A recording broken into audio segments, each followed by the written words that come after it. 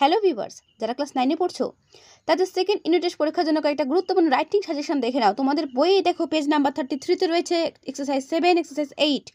এই দুটো রাইটিং ভালো করে দেখে নেবে, ঠিক আছে? লেটার রয়েছে একটা হেডমাস্টারকে, একটা বন্ধুকে। এই চিঠিটা কিন্তু খুব গুরুত্বপূর্ণ দুটো চিঠি এবার পরীক্ষার জন্য, তাই প্রত্যেককে বলবো ভালো করে দেখে নিও কিন্তু পরীক্ষা দিতে যাওয়ার আগে। পেজ নাম্বার 44 এক্সারসাইজ 5 এ যে লেটারটা রয়েছে এই লেটারটাও দেখে যাবে। পেজ নাম্বার 49 এ দেখা রয়েছে exercise 5, right letter within 100 words to the headmaster headmistress. এইটাও ভালো করে দেখে যাবে।